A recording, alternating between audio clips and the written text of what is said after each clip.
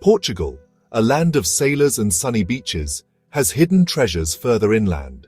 Among the hills and grapefields, we find a true masterpiece, the royal building of Mafra. This isn't just a building, it's a symbol of a king's big dreams and a country's art. Imagine a place with shiny palaces, magical gardens, and history whispering from every stone. Join us as we explore the secrets of this Portuguese gem.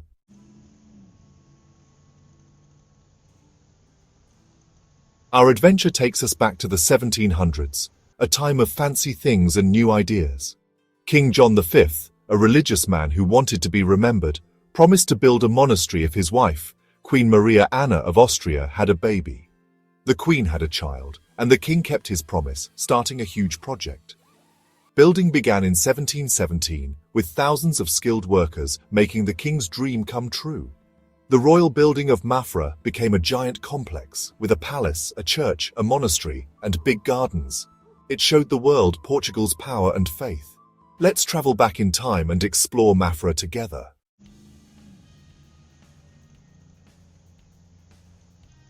The royal building of Mafra shows King John V's strong faith and big dreams. In the early 1700s, everyone in the Portuguese court was waiting for something big. Queen Maria Anna of Austria, the king's wife, was going to have a baby. The queen had a healthy baby, and this started the building of the royal building of Mafra. Building Mafra wasn't just about keeping a promise, it was about showing off how rich and powerful Portugal was.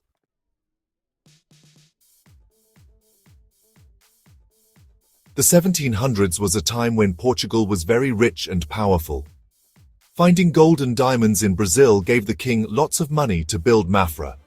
This time, called Portugal's Golden Age, was full of fancy things. The best materials, like marble and special wood, came from all over Portugal's empire. Skilled builders and artists from all over Europe came to help. Building Mafra was a big international project, showing how far Portugal's power reached.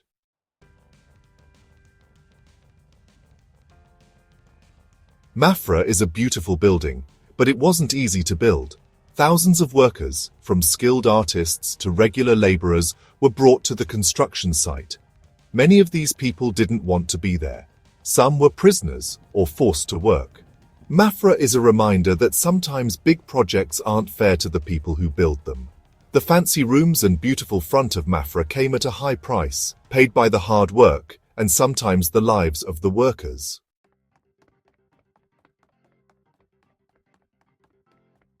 When you see the royal building of Mafra, it's so big it's amazing. The front, over 880 feet long, is a beautiful example of Baroque architecture. This amazing building was designed by a German architect, Johann Friedrich Ludwig, who mixed Italian and Portuguese styles. Two tall bell towers are on each side of a dome in the middle. Look closely, and you'll see detailed carvings of angels, saints, and stories from the Bible. Each stone has seen hundreds of years of history, from royal parades to church events.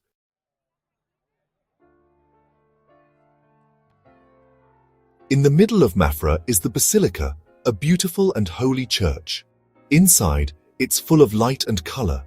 The Basilica's design is based on a famous church in Rome, with a main aisle and smaller aisles on the sides.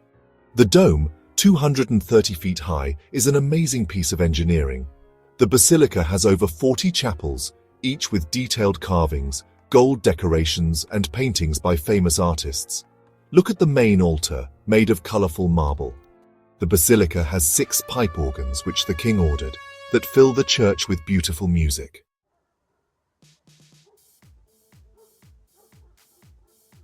The Basilica was the religious center of Mafra, but the palace was where the king lived and ruled.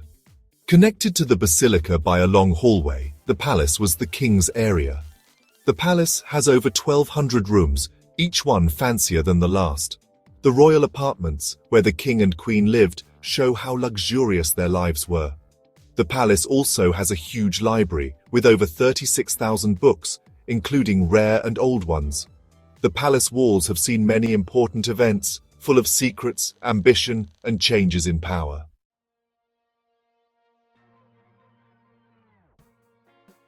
The palace was fancy and the basilica was grand, But the convent at Mafra was a quiet place for thinking and learning. Hidden behind high walls, the convent was a peaceful place for hundreds of monks. The convent was simple, not fancy. The main part of the convent was the cloister, a quiet courtyard with walkways around it. The convent wasn't just a quiet place. It had a big library, almost as big as the one in the palace. This library was full of knowledge, keeping old books safe and helping people learn.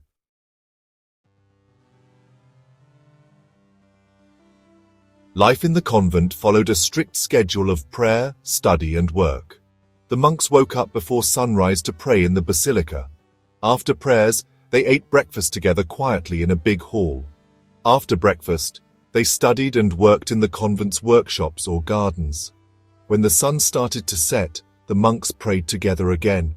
Their day ended like it began, with prayer and quiet thought, showing their strong faith.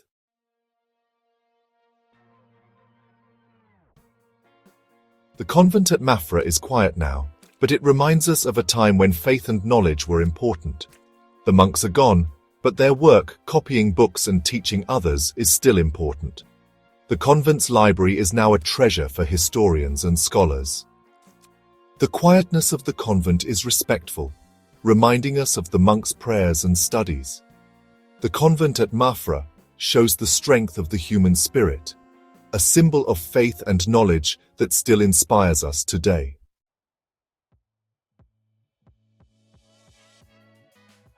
Behind Mafra's walls is a secret garden, a hidden gem that many visitors overlook.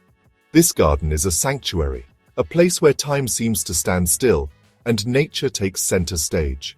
The Circo Garden is a peaceful place, different from the palace and basilica. While the grand structures of Mafra impress with their architectural splendor, the garden offers a serene escape, a contrast to the bustling life outside its walls. Here, nature is most important. The lush greenery and vibrant flowers create a tapestry of colors and textures, inviting visitors to lose themselves in its beauty. Imagine fountains, birds singing, and the smell of flowers. That's the Circo Garden. The gentle sound of water trickling from the fountains and the melodious songs of birds create a symphony of nature that soothes the soul. This walled garden wasn't just beautiful, it provided food for the monks.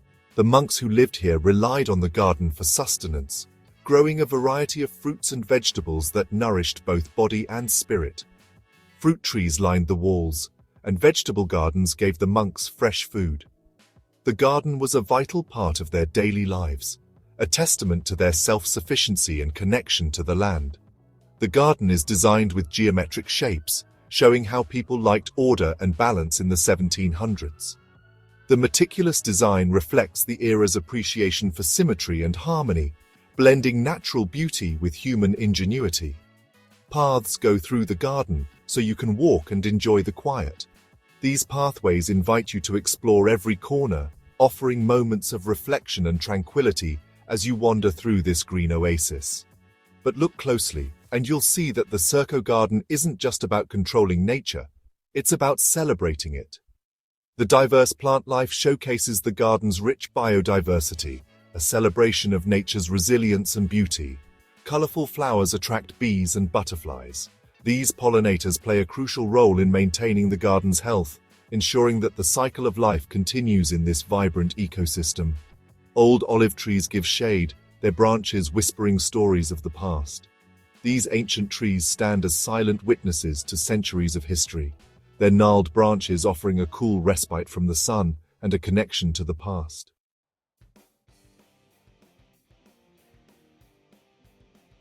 The Circo Garden was built to provide everything the monks needed. It was a place where they could connect with nature. Imagine the monks taking care of the garden, growing food from the soil. Water is important for gardens, and the Circo Garden has channels and fountains that bring water from a nearby spring. The sound of the fountains is relaxing. The garden also had medicinal herbs for the monks to make medicine. Today, the Circo Garden is still a peaceful place at Mafra. Visitors can relax and enjoy nature. As you walk through the garden, think about the balance between humans and nature.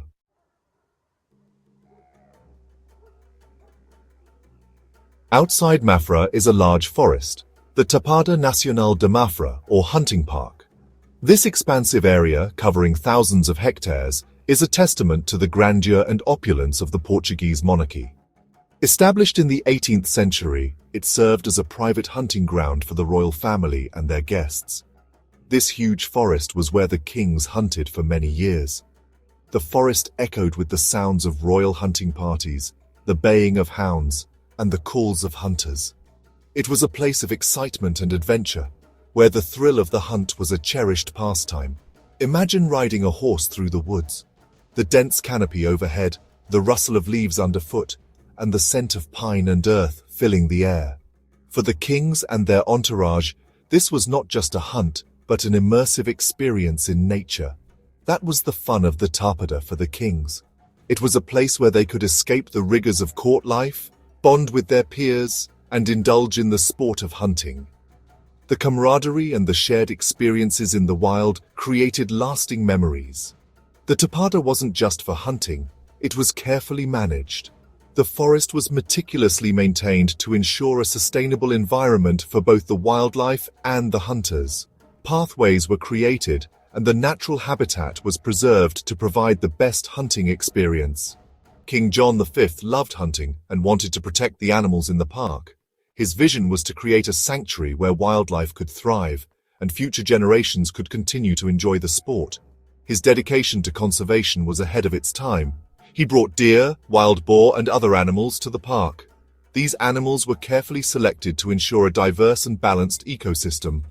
The presence of these majestic creatures added to the allure and excitement of the hunt. The tapada has hills, forests, and valleys. This varied landscape provided different challenges and experiences for the hunters. Each hunt was unique, with the terrain adding an element of unpredictability and adventure. It's a place where nature is important. The rich biodiversity of the tapada is a testament to the careful management and conservation efforts. It is a haven for flora and fauna, a place where nature's beauty is preserved and celebrated. The hunting park wasn't just for the king. Local people got wood and other things from the forest, and farmers could bring their animals to graze there. This symbiotic relationship between the royal estate and the local community ensured that the tapada was a resource for all, fostering a sense of shared stewardship and mutual benefit.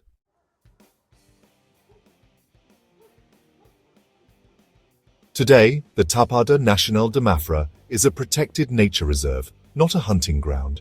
It's a safe place for many plants and animals. Imagine walking on a trail in the forest. That's the magic of the tapada today. The park has many different animals, like deer and wild boar. Birds fly overhead. The tapada also has many different plants, like old cork oak trees and wildflowers. You can hike, bike, and watch birds in the park. The Tapada Nacional de Mafra shows how important it is to protect nature.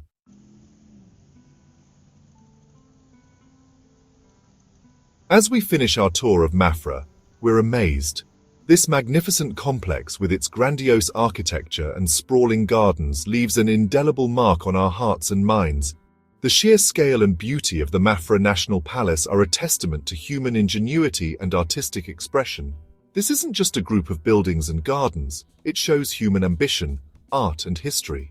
Every stone, every arch and every garden path tells a story of a time when art and architecture were used to demonstrate power and prestige. The intricate details carved into the stonework and the meticulously planned gardens reflect the dedication and skill of the artisans and laborers who brought this vision to life. Imagine all the people who have been here: kings, monks, artists, and visitors. Each one of them has left a piece of their story within these walls. The halls echo with the footsteps of royalty and the whispers of monks in prayer. Artists have found inspiration in its beauty, and countless visitors have marveled at its grandeur. Mafra's story is about power, faith, and art. It is a narrative woven through centuries, reflecting the ambitions of a king, the devotion of the faithful, and the creativity of artists. The grand halls and chapels stand as monuments to these enduring themes, inviting us to explore and reflect on the past.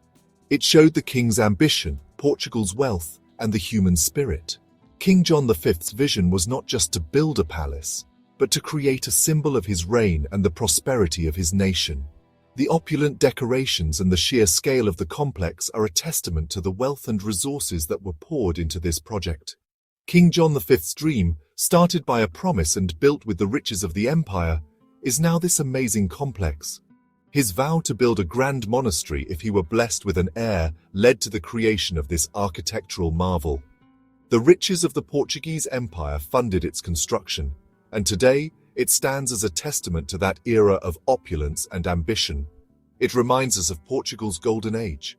This was a time when the nation was a global power, its influence stretching across continents. The artifacts and maps from this period, displayed within Mafra, offer a glimpse into the vastness of the Portuguese Empire and the wealth that flowed from its colonies. But Mafra is more than just an old monument. It is a living, breathing part of history that continues to inspire and educate. Modern-day tourists walk its halls, just as people have done for centuries, discovering the stories and secrets that it holds. The detailed architectural shots reveal the timeless beauty that continues to captivate visitors from around the world. It's a reminder of human creativity and history.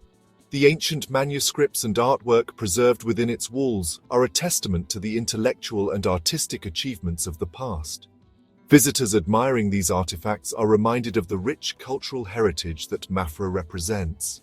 It's a place where the past comes alive. Through interactive exhibits and historical reenactments, visitors can experience the history of Mafra in a dynamic and engaging way.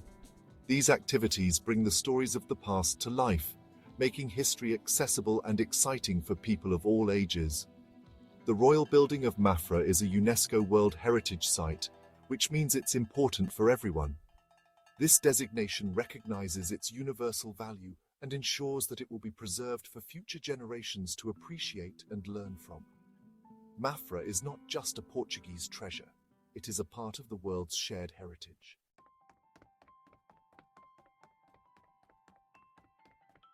The Royal Building of Mafra is more than just a place for tourists, it's a chance to go back in time. Whether you like the palace, the basilica, the gardens, or the tapada, Mafra has something for everyone. Walk through the palace, imagine the kings and queens, explore the basilica, relax in the gardens, hike in the tapada. The Royal Building of Mafra is a place to get lost in time, to explore, and to discover Portugal's hidden treasures. It's a place you'll remember. Come, explore Mafra and make your own memories. Mafra is waiting for you.